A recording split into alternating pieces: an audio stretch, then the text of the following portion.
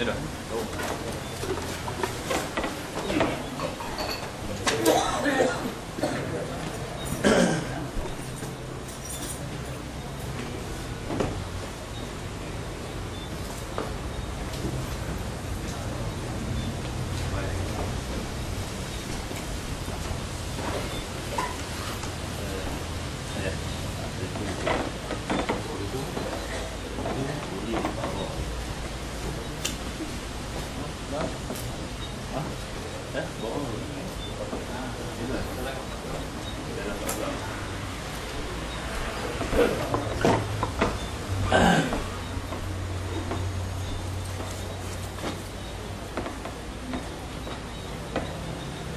Assalamualaikum warahmatullahi ta'ala wabarakatuh.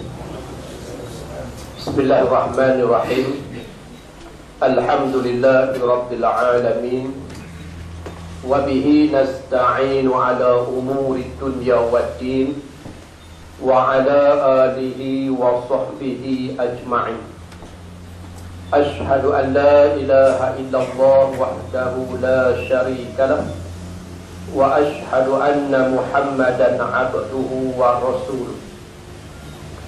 Allahumma salli wa sallim ala sayyidil karim Sayyidina Muhammadin al-amin wa ala alihi wa sahbihi wa man tabi'ahu bi ihsanin ila yaumiddin. Rabbi shrah li sadri wa yassir li amri wahlul 'uqdatam min lisani yafqahu qawli. Amma ba'du. Qala musannif rahimahullahu ta'ala wa nafa'ana bi'ulumihi fid darain amin. Tuan-tuan muslimin muslimat, mudah-mudahan dirahmati Allah Subhanahu wa ta'ala. Sambung daripada kitab hadis. Kita sampai di muka surat 35. Kitab saya muka surat 35. Kita sambung hadis berhubung dengan kisah Ka'ab bin Malik radhiyallahu anhu. Nabi sallallahu alaihi wasallam bersabda, kata Nabi, iza madat arba'una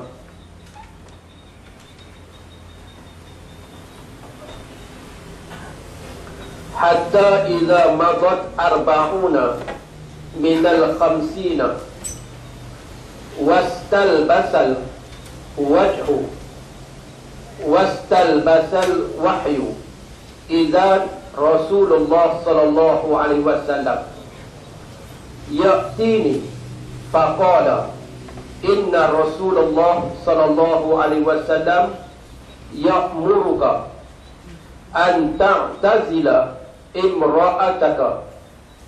Faqultu atalliquha amma za af'alu?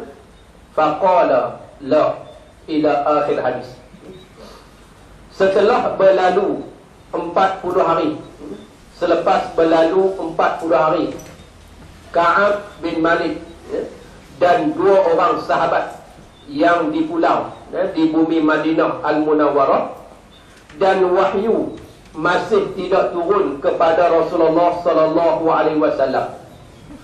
Tak lama selepas itu, utusan Rasulullah sallallahu alaihi wasallam datang kepada aku. Ka'ab kata, setelah 40 hari berlalu, dia dipulaukan di bumi Madinah. Yang kata dalam hadis yang kita baca bulan 4, Ka'ab kata, di bumi Madinah, yang mana bumi Madinah ni adalah tempat tumpah darah dia. Ka'ab bin Malik ni, dia orang Madinah, peri bumi Madinah. Dia kata bumi Madinah tu bagi dia seolah-olah sempit dah. Pasal apa? Mana dia pergi, semua orang tak peduli ke dia. Semua orang tak mau nak berhubung dengan dia, semua orang tak mau bercakap dengan dia. Sampailah selama 40 hari dah berlalu, dan wahyu masih lagi tidak turun kepada Rasulullah.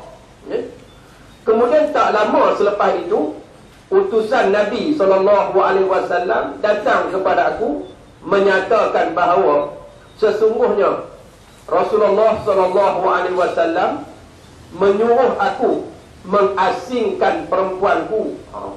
Lepas tu datang pula utusan daripada Nabi, perintah supaya Ka'ab bin Malik ni berpisah tempat tidur dia dengan isterinya. Kata aku, lalu kata Ka'ab bin Malik, dia kata, adakah aku dikehendaki menceraikan isteriku atau apa yang mesti aku lakukan? Dia tanya kepada utusan yang datang, adakah, dia kata, atalliquha ammaza af'al. Dia kata, lah ni, adakah aku perlu menceraikan isteriku ataupun apa perlu yang aku buat? Tanya kepada utusan yang dihantar oleh Nabi SAW tadi. Jawab utusan itu, dia kata tidak, hanya asingkan dia dan jangan menghampiri. Utusan Nabi tadi ni, dia kata kat Ka'ab, dia kata tak, bukan diperintahkan supaya hang menceraikan isteri dah. Cuma Nabi perintah hang jangan tidur sekali. Asing, asing tempat tidur hang dengan tempat tidur isteri. Dua orang sahabatku juga menerima arahan serupa itu. Dua orang sahabat lagi yang juga menerima arahan sama seperti mana yang diterima oleh Ka'ab bin Malik. Yang menerima arahan serupa itu, aku nyatakan kepada isteriku. Kemudian Ka'ab ni, dia kata kepada isteri dia, dia kata, pulanglah ke pangkuan keluargamu dan tunggu sehingga Allah Ta'ala memberi keputusan di dalam perkara ini. Akhirnya Ka'ab kata kat isteri dia, dia kata, lah ni, balik balik pergi duduk dengan keluarga. Sebab Nabi tak bagi kita duduk sekali. Nabi tak bagi, bukan suruh kita cerai dah. Bukan Nabi suruh kita berpisah dah. Cuma kita asingkan tempat tidur. Jadi lah ni, balik kepada keluarga. Tunggulah keputusan dalam perkara ni. Tunggulah wahyu Allah. Isteri Hilal bin Umayyah, ini salah seorang yang juga terlibat dalam perkara yang diperintah tadi ni. Hilal, dia ada dua orang. Kita baca lepas. Ka'ab bin Malik seorang. Yang kedua Hilal Umayyah Al-Waqifi. Ini orang yang kedua. Dan yang ketiga Murarah bin Rabi'ah. Jadi yang diperintahkan oleh Nabi asingkan tempat tidur dengan isteri ni bukan Ka'ab bin Malik seorang. Bahkan Hilal pun sama dan Murarah bin Rabi'ah pun sama. Ketiga-tiga mereka ni diperintahkan supaya asingkan dengan isterinya. Jangan duduk sekali. Jadi isteri kepada Hilal bin Umayyah ni telah menemui Rasulullah SAW dan berkata kepada Rasulullah SAW, isteri kepada Hilal. Isteri kepada Hilal bin Umayyah, bila datang utusan perintah supaya dia tak boleh tidur sekali dengan Umayyah, dengan Hilal, jadi dia pergi jumpa Nabi. Si isteri ni, dia pergi jumpa Nabi. Kemudian dia kata kat Nabi, dia kata sesungguhnya Hilal bin Umayyah adalah seorang yang tua, yang lemah, yang tidak mempunyai khadam. Dia cerita tentang hal keadaan suami dia, yang bernama Hilal bin Umayyah. Dia kata kat Nabi, dia kata Hilal ni dia dah tua, tua, dah lah tua, khadam tak ada pula. Jadi kalau aku tak boleh bersama duduk dengan dia, jadi masalah lah. Sebab dia orang tua, macam kita juga. Dah lah tua, tak larat. Lepas tu suruh bebek duit 500, teruk kawan tu. Hampa main lah hantar. Lepas hantar lah ni, hantar lah nak pelihara je. Dah tunggu lah. Teruk lah kawan tu. Dah lah tua, tak larat. Apa suruh pergi terapa, bebek duit sana, duit sini. Nak bagi bukan besar mana pun. Kan? Baru 500. Tu pun dia ungkit bukan main.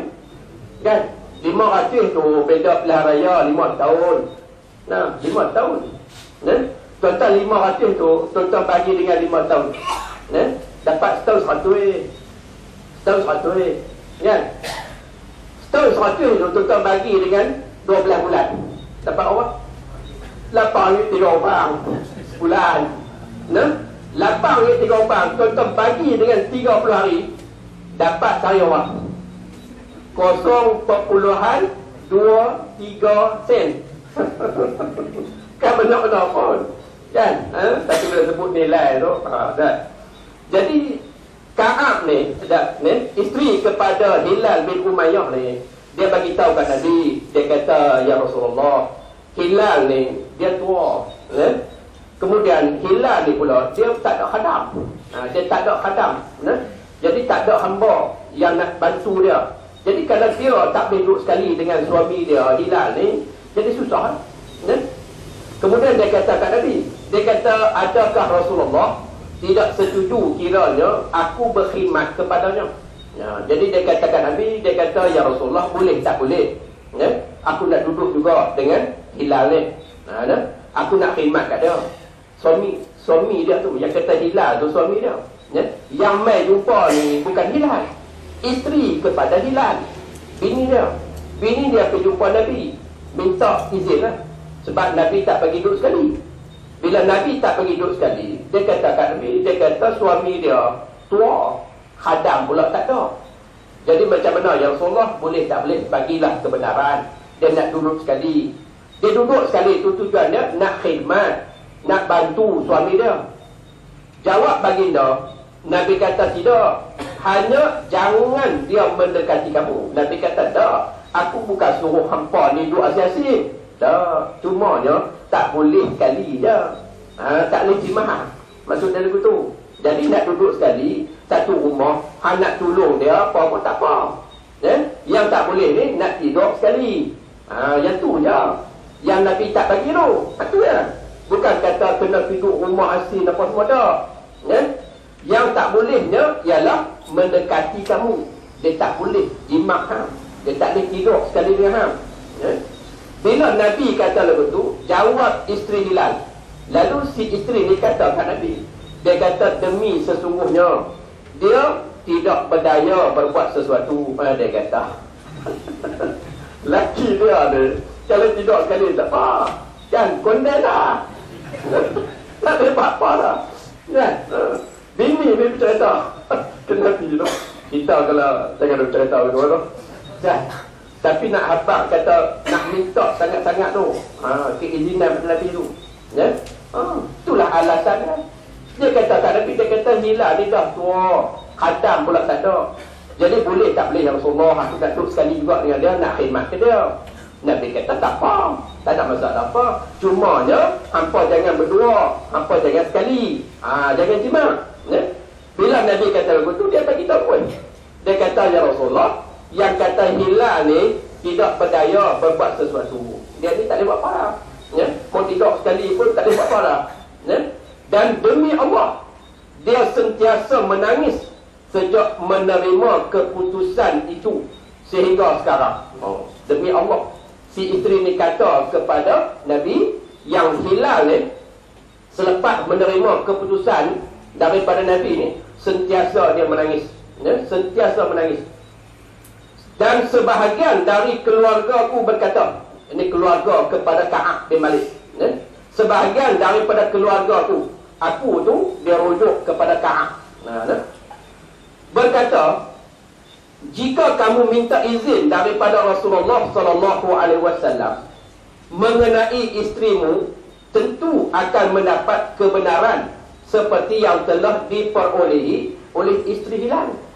Jadi keluarga kepada Ka'ab bin Malik ni, mereka jumpa Nabi, mereka jumpa Ka'ab, kemudian mereka kata kat Ka'ab, hampirlah jumpa Nabi, kan? Buat macam mana isteri Hilal, kan?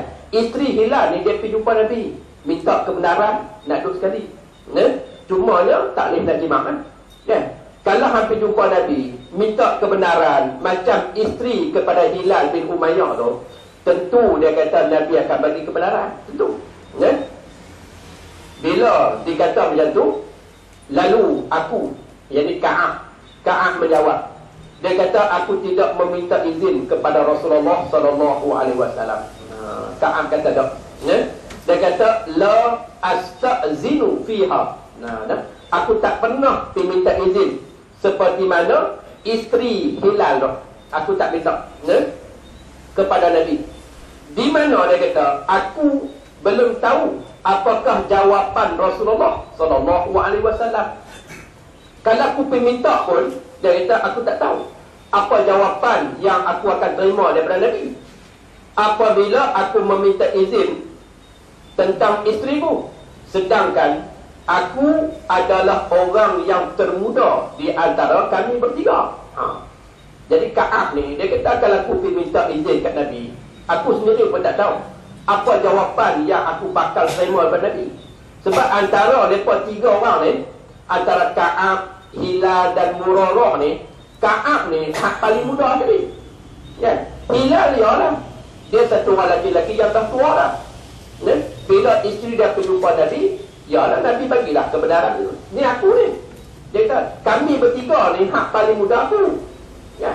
Dan kalau aku berjumpa Nabi, minta kebenaran seperti mana yang diminta oleh isteri kepada Hilal bin Umayyah, dia kata aku tak tahu apa jawapan yang aku bakal terima. Sebab tu dia kata aku tak mau minta.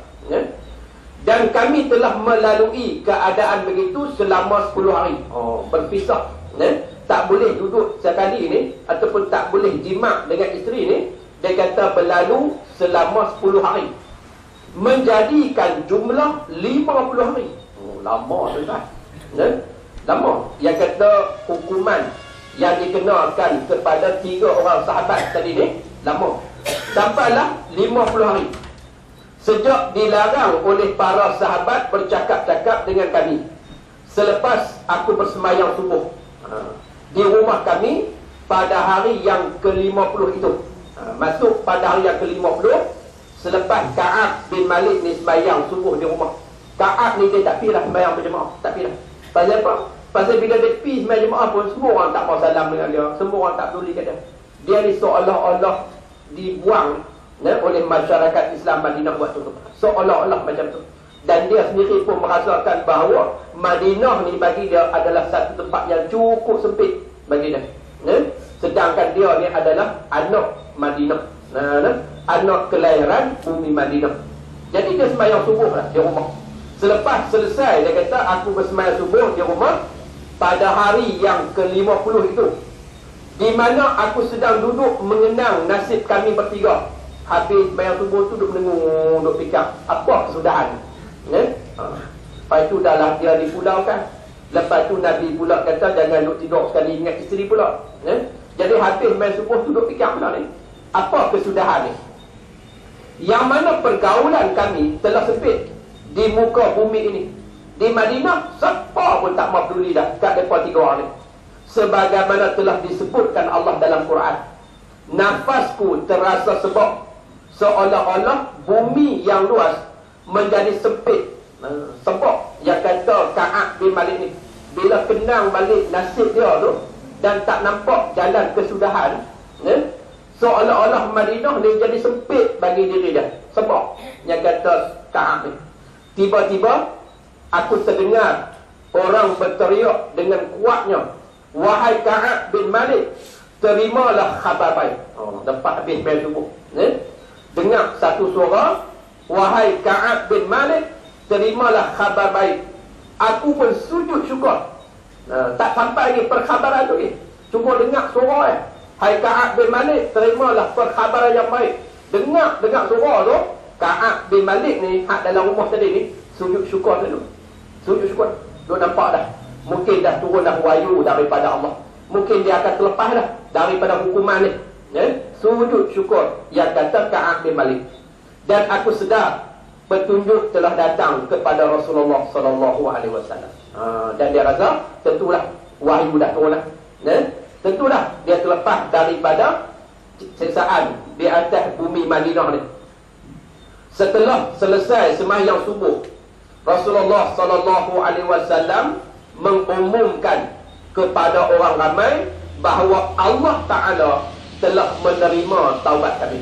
Rupanya di masjid tu, Nabi lepas selesai sembahyang subuh, Nabi dah maklumkan bahawa Allah Ta'ala dah terima taubat Ka'ab bin Malik dan 2 orang sahabat lagi, Umayyah dan Murarah. Allah dah terima dah taubat kami. Orang ramai pun datang bergembira bersama kami. Kami telah didatangi oleh seorang laki-laki yang memecut kuda dan seorang yang lain dari golongan Aslami dari arah gunung yang berteriak kuat. Suaranya mendahului orang yang berkuda itu. Apabila mereka sampai kepadaku, aku tanggalkan, bukan tinggalkan, la'ala sawah. Aku tanggalkan kedua lapis baju yang sedang aku pakai dan aku sarungkan kepada mereka lantaran kesukaan. Bila utusan tu mai bagi tahu yang Allah Ta'ala dah terima dah taubat Ka'ab bin Malik ni, Ka'ab oleh kerana terlampau seronok, dia buka baju dia. Baju hak dia pakai dua lain tu dia buka, kemudian dipakaikan kepada utusan yang datang tu. Buka baju bagi kat orang tu pakai, punya seronok. Demi Allah, Ka'ab kata, demi Allah, inilah sahaja baju aku. Ka'ab kata, demi Allah, baju dia hak ada dua lain tu kan. Tuan-tuan, yang kata Ka'ab bin Malik tu, kita baju ni tu dia kan. Ka'ab ni dia kata demi Allah, baju hak dia miliki dua lain tu kan. Dua lain baju. Tuan-tuan kata kita lah, kita tak curi almari dia kan. Itu kata sahabat Nabi tu. Dan sekarang dia kata, aku tidak berbaju lagi. Dah buka baju tu, pergi bagi pakai kepada utusan yang datang tu. Last sekali Ka'ab kata, aku tak ada baju lah. Yang ada pun dua lain tu ya. Dua lain tu dia pergi buka, pergi bagi kawan hak utusan pakai. Dia kata tak ada baju lah kau ni. Kemudian aku pinjam dua lain baju yang lain untuk aku pakai. Lepas tu dia pergi pinjam baju kawan, yang kata Ka'ab bin Malik. Aku pergi menemui Rasulullah, pergi pinjam baju pakai untuk nak pergi berjumpa ataupun nak bertemu dengan Nabi SAW. Dan orang ramai berduyun-duyun menyambut dan mengucapkan tahniah kerana Allah menerima taubat aku. Bila dia sampai dekat Nabi, didapati ramai dah sahabat yang berada di sana berduyun-duyun hak sambut kedatangan Ka'ab bin Malik. Kemudian mereka mengucapkan tahniah, kerana Allah Ta'ala menerima taubat aku. Dan aku masuk ke dalam masjid di mana Rasulullah SAW ketika itu duduk dikelilingi orang ramai. Sampai terus masuk dalam masjid, yang ketika itu Nabi berada dalam masjid dan dikelilingi oleh orang ramai. Dengan tergopoh-gapoh Talhah bin Abdullah. Talhah bin Abdullah, dia ni orang Mekah. Dia ni orang Mekah, orang Muhajirin. Talhah ni, dia ada dua. Abu Talhah seorang. Abu Talhah ni dia orang Madinah. Talhah bin Abdullah ni dia orang Mekah. Dia sahabat yang hijrah. Selepas Nabi hijrah ke Madinah, dia juga turut sama hijrah ke Madinah. Jadi Talhah bin Abdullah. Bila dia tengok Ka'ab bin Malik masuk ke dalam masjid, Talhah ni tergopoh-gapoh bangun memberi salam dan mengucapkan tahniah kepada aku.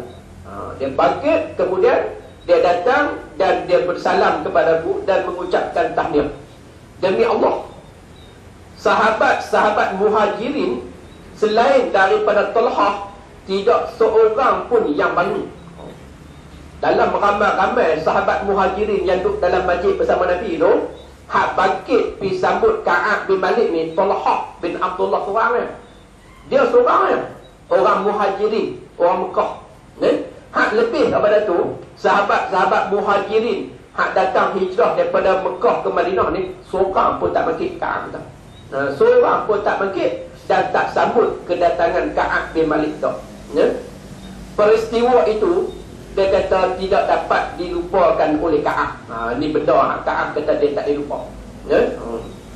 Ketika aku memberi salam kepada Rasulullah SAW, muka baginda berseri-seri. Nabi bila Ka'ab dah masuk dalam masjid, kemudian Ka'ab bagi salam kat Nabi, muka Nabi dia kata nampak berseri. Berseri, seronoklah Nabi ketika tu. Lalu bersabda, kemudian Nabi pun bersabda, Nabi kata, terimalah hari yang paling istimewa bagimu sejak kamu dilahirkan oleh ibumu. Nabi kata kat Ka'ab, Nabi kata, hai Ka'ab, inilah hari yang paling gembira. Sejak hang dilahirkan oleh Mu'ad, ni dia hari yang paling gembira sekali. Bukan kata Ka'ab tu gembira, Nabi sendiri pun gembira. Sebab apa? Sebab Allah Ta'ala dah terima taubat daripada Ka'ab bin Malik. Jadi Nabi kata lagu tu ke Ka'ab, Nabi kata, hai Ka'ab, terimalah hari yang paling istimewa bagimu sejak kamu dilahirkan oleh ibumu. Tu dia lah hari yang paling gembira bagi diri Ka'ab bin Malik. Sejak dia dilahirkan oleh mak dia, ni dah hari yang paling gembira sekali dalam kehidupan Ka'ab bin Malik. Bukan takat dia gembira, Nabi juga seronok. Sehingga muka Nabi berseri-seri bila tengok muka Ka'ab bin Malik. Sebelum ni, bila Ka'ab berling Nabi, Nabi tengok ke lain. Bila Ka'ab tengok Nabi dalam Nabi balik ke lain. Tapi hari ni adalah hari yang cukup gembira bagi Ka'ab bin Malik. Aku berkata, adakah keputusanmu wahai Rasulullah atau daripada Allah? Lepas tu Ka'ab ni dia tanya Nabi. Dia kata, ya Rasulullah, adakah keputusan ni daripada kamu sendiri ataupun keputusan ni daripada Allah Ta'ala? Baginda menjawab, dia kata tidak, keputusan ini dari Allah Azza wa Jalla. Nabi kata keputusan ni bukan dari aku. Keputusan ni adalah daripada Allah Azza wa Jalla. Rasulullah sallallahu alaihi wasallam apabila bergembira, mukanya berseri-seri umpama bulan sedang mengambang. Dia nak gambarkan yang kata wajah Nabi ni, waktu Nabi gembira, muka dia berseri-seri umpama bulan mengambang. Orang Arab ni dia sebut perumpamaan lagu tu. Seperti bulan mengambang. Maksudnya nampak berseri sungguh. Kemudian dia kata, aku telah berkata kepada Rasulullah tatkala duduk bertentangan dengan baginda, wahai Rasulullah, aku berhajat hendak mensedekahkan semua hartaku kepada Allah dan Rasulnya sebagai tanda syukurku bahawa taubat aku telah diterima. Ka'ab bila dia duduk depan dengan Nabi, dia kata kat Nabi, dia kata dia nak bagi semua harta dia. Semua harta yang dia miliki, semua dia nak bagi harta dia tu kepada Allah dan kepada Rasul sebagai tanda bersyukur bahawa taubat dia telah diterima oleh Allah. Semua harta hak dia miliki tu dia nak bagi semua. Rasulullah sallallahu alaihi wasallam bersabda, bila Ka'ab kata begitu, lalu Nabi kata kat Ka'ab, Nabi kata, sedekahkanlah sebahagian sahaja daripada hartamu. Nabi kata kat Ka'ab, Nabi kata jangan bagi semua. Kalau hang nak bagi separuh sudah. Setengah daripada harta hang bagi. Hak selebihnya taruhlah untuk keluarga. Nabi tuan dan pernah seorang sahabat, Sa'id bin Musayyab, seorang sahabat Nabi yang kaya. Saat kewafatan Sa'id bin Musayyab ni, Nabi datang ziarah dia. Dia cerita lain, bukan cerita Ka'ab bin Malik. Bila Nabi datang ziarah dia, lalu dia kata kat Nabi, dia kata, ya Rasulullah, aku nak bagi semua harta aku ni untuk perjuangan Islam. Dia nak bagi semua harta. Nabi bila Sa'id bin Musayyab kata lagu tu, Nabi kata tak, jangan. Nabi kata jangan. Hanya bagi semua harta untuk perjuangan Islam, jangan bagi. Bila Nabi kata lagu tu, lalu Sa'id bin Musayyab ni dia kata, kalau macam tu ya Rasulullah, aku nak bagi separuh. Separuh daripada harta aku. Setengah. Al-nisfu. Nabi bila dengar Sa'id bin Musayyab kata separuh dia nak bagi, Nabi kata tak. Nabi kata jangan. Separuh pun jangan. Kemudian dia kata kat Nabi, dia kata kalau macam tu aku nak bagi 1/3 as-sulusu, 1/3 daripada hartaku untuk perjuangan Islam. Dia nak bagilah saat-saat kewafatan Sa'id bin Musayyab. Jadi dia dah nampak lah, kalau dia meninggal pun harta dia ni nak buat apa? Anak memang ada, keluarga memang ada, tapi dia duk cadang nak bagi semua harta tu. Tak mau taruh langsung untuk anak isteri dia, tak mau taruh langsung. Nak wakaf, nak bagi semua untuk perjuangan Islam. Nabi kata jangan. Nabi kata jangan. Lepas tu dia kata kat Nabi, dia kata dia nak bagi separuh separuh pun Nabi kata jangan. Lepas tu dia katakan Nabi nak bagi 1/3. 1/3. Nabi kata as-sulusu was-sulusu kasir. Nabi kata 1/3 yang nak bagi tu, 1/3 pun Nabi kata banyak. Pasal apa Nabi tak mau terima?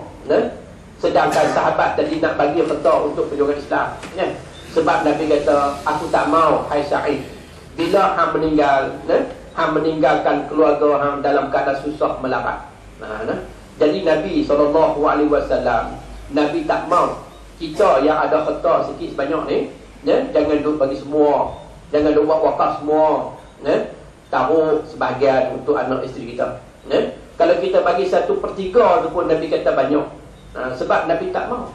Bila kita bagi semua untuk perjuangan Islam, last kali kita mati, anak isteri kita melarat kesusahan. Nabi tak mau untuk. Duk tanda burung minta sana, minta sini, Nabi tak mau untuk. Sedangkan kita ni kaya. Kan? Mati-mati kita oleh sebab harta yang kita miliki semua kita wakafkan, semua kita bagi untuk perjuangan Islam, anak bini kita duk minta kat orang. Nabi tak mau untuk. Samalah keadaannya dengan Ka'ab bin Malik ni. Ka'ab dia kata kat Nabi dia nak bagi semua harta dia untuk Allah dan Rasul. Pasal apa? Pasal bersyukur dia dengan sebab taubat dia diterima oleh Allah Ta'ala. Nabi kata jangan. Nabi kata sedekahkanlah sebahagian sahaja daripada hartamu. Kalau Nabi juga bagi sebahagian sudah. Jangan bagi semua. Cara yang demikian yang paling baik. Kalau hang bagi sebahagian saja daripada harta yang hang miliki, itu yang baiknya.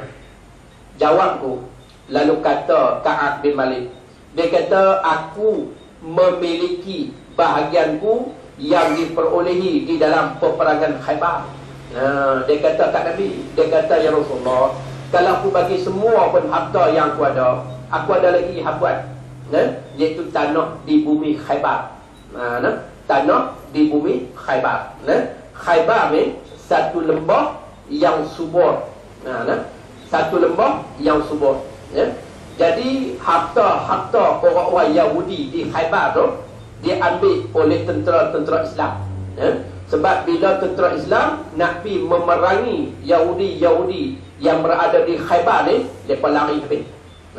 Mereka meninggalkan harta. Dan harta-harta tu dijadikan sebagai harta rampasan perang, harta ghanimah. Jadi Ka'ab bin Malik juga dapat harta tu. Selain daripada Ka'ab bin Malik, Sayyidina Umar Al-Khattab, Sayyidina Umar pun juga dapat. Sebab tu diceritakan oleh anak dia Abdullah bin Umar bin Al-Khattab bahawa satu hari Sayyidina Umar Al-Khattab ni dia pergi jumpa Nabi, kemudian dia kata kat Nabi, dia kata ya Rasulullah, dia kata wahai Rasulullah, dia kata ahabtu malan bi Khaybar lan usib malan qattun anfasa indi minhu fama ta'muruni.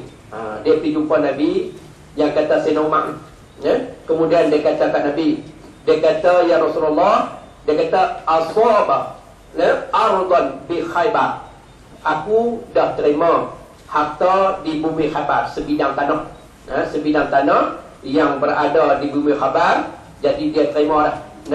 Kemudian dia kata aku peroleh harta di Khaybar tu, dan selama ni tak ada yang aku perlu olehi harta yang lebih elok, yang lebih baik daripada harta yang aku dapat di bumi Khaybar tu.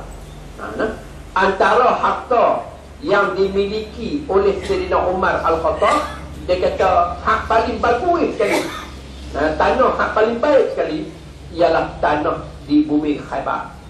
Tu sebab bumi Khaybar ni satu lembah yang subur. Kemudian dia kata kat Nabi, dia kata fama ta'muruni, dia kata la ni harta yang aku dapat di Khaybar tu, apa yang patut aku buat?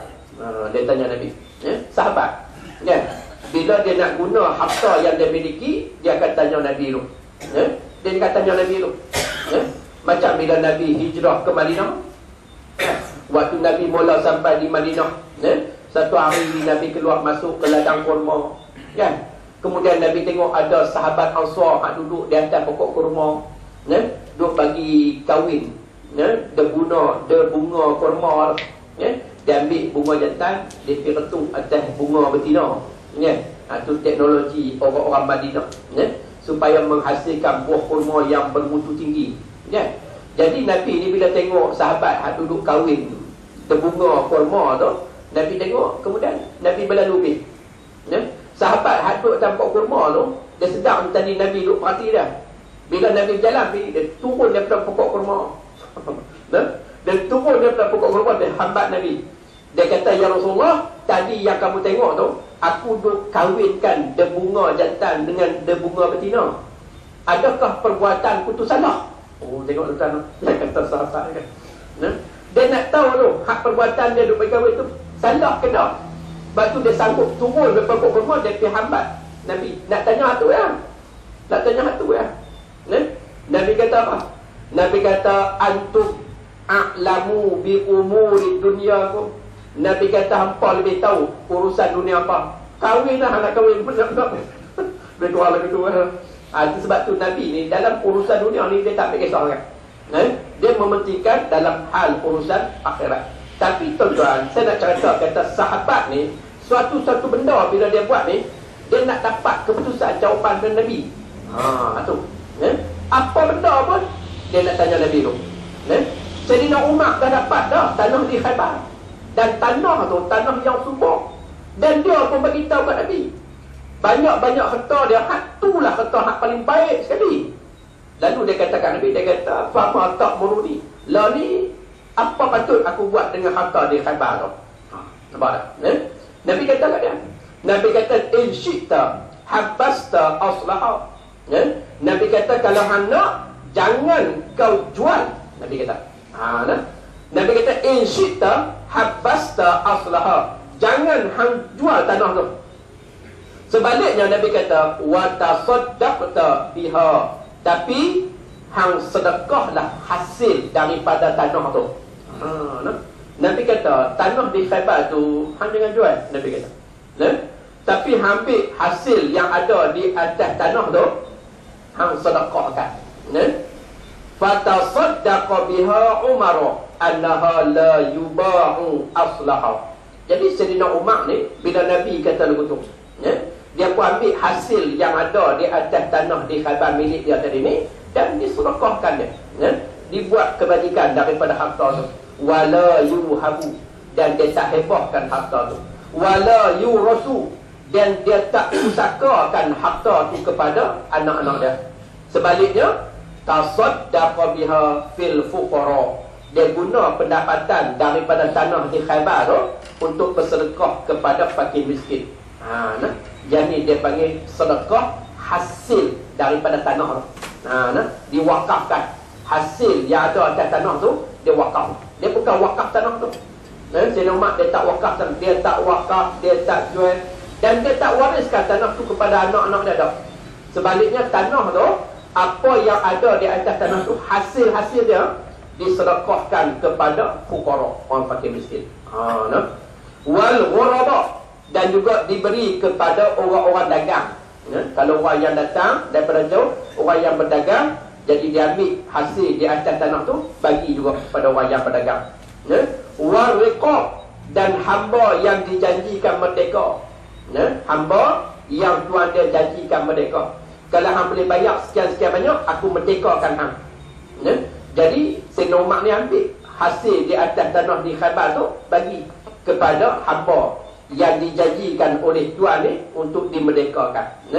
Wa fi sabilillah, dan dia bagi juga untuk fi sabilillah. Wa ibnus sabil, dan pengembara ibnu sabil. Wa dhaif, dan tetamu yang datang. Ni hadis ni dia nak cerita kat kita tuan-tuan tentang penggunaan harta wakaf. Hadis ni dia nak cerita kat kita tentang penggunaan harta wakaf. Sayyidina Umar dia bukan wakaf tanah. Dia bukan wakaf tanah. Dia wakaf hasil yang diperolehi daripada tanah tu. Nampak? Kita macam kita ada kebun. Tanah kebun kita tu, kebun raya tu, dusun tu, kita tak wakaf. Tapi kalau berbuah, hasil yang diperolehi, hasil tu kita wakaf. Hasil tu macam orang lupi masjid kan, dia bubuh duit dalam tabung masjid tu. Nah, duit hak masuk ke dalam tabung masjid tu adalah wakaf daripada dia lah. Duit tu, ya. Macam tuan-tuan kata di Masjid Hijau, ya, setiap kali Jumaat dia ditulis pendapatan minggu ni, kemudian 4 kali Jumaat campur sebulan dapat banyak. Hak tu adalah duit yang diperolehi daripada wakaf tuan-tuan. Ya, hak tuan-tuan pun RM1, RM10, apa semua tu, hak tu adalah wakaf daripada kita. Ya. Jadi harta wakaf yang kita wakaf tadi, duit tu, hasil tu, kok mana dia nak guna? Jadi guna dia yang pertama sedekah kepada fakir miskin. Boleh. Jadi pada harta wakaf tadi ni, kita cari dalam karya ni ada orang yang fakir, ada orang yang miskin, bagi untuk mereka ni. Yang kedua, al-ghuraba, untuk orang yang berdagang. Itulah ada orang yang merantau mai tempat kita, dia pula dalam keadaan kesusahan, kesempitan, jadi ambil duit dapur masjid tu, bagi untuk orang ni, boleh. Dan wariqab, untuk orang yang dijanjikan merdeka oleh tuan dia, yang dia tak ada apa. Sebab zaman kita lah tak ada hamba. Tapi kalau ada hamba, dan hamba tu tuan dia dah janjilah, kalau hang boleh bayar sekian banyak duit kepada aku akan merdekakan. Boleh ambil duit wakaf masjid tu bagi dia, supaya dia merdeka. Wa fi sabilillah, dan guna untuk fi sabilillah. Panggil ustaz mai mengajar apa semua tu, semua masuk dalam fi sabilillah. Buat ceramah, buat kuliah, ni semua termasuk dalam fi sabilillah. Guna duit masjid tu. Wa ibnus sabil, dan orang yang ibnu sabil, anak-anak karya yang pergi menuntut ilmu, kan? Gunalah duit wakaf tu, gunalah duit masjid tu bagi. Kalau dalam karya ni ada anak karya yang melanjutkan pelajaran, keluar negara dan sebagainya, jadi pihak jawatan kuasa masjid ni mesyuarat, ambillah duit hak dimiliki oleh masjid tu, kan? Ni dah duit masjid tu taruh, ya. Lepas tu duk berbangga dengan banyak bilangan dia. Dapat masjid kami 45,000, kan? Masjid kami ada 68,000 tu. Rai betul, tak lupa. Mengaji dak, apa pun dak, kan? Kuliah pun dak. Padahal duit tu tahu kan. Yang orang duk wakaf ni suruh buat kebajikan lah duit tu. Tuan-tuan duk bungkus RM1, RM2 tu, kan? Jawatan kuasa dia kena gunalah duit tu, kan? Buat program, dah buang habis ustaz-ustaz. Dia punya jap baru dia ditetin, kan? Di tempung 4 tahun di rumah. Sementara nak pergi kuliah maghrib di masjid tu. Jadi lepas asar tu kita buat program di rumah. Program tu untuk muslimat naknya. Tapi muslimin pun ada lah juga, kan? Jadi muslimat semua pun mesti kadang aja. Kan? Lepas habis kuliah tu ada seorang muslimat, kan? Dia tanya dia kata, ustaz, ni nak tanya satu soalan, ya? Dia kata, saya ni ustaz, saya ada berniat. Dia ada berniat, ya?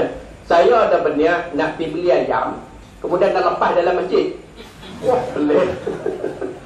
Nak pergi beli ayam, lepas tu nak pergi lepas dalam masjid. Macam mana ustaz? Saya kata, pasal apa yang nak pergi beli ayam lepas dalam masjid?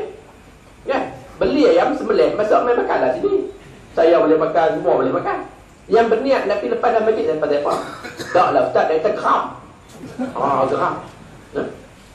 Sebab siapa yang geram?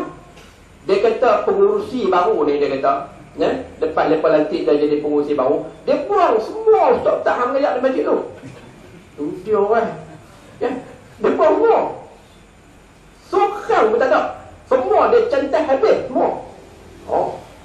Saya kata buat, dia pergi buat lagu tu, ya. Dia kata terima arahan daripada UMNO bahagian Tepi. Tu abang orang, kan?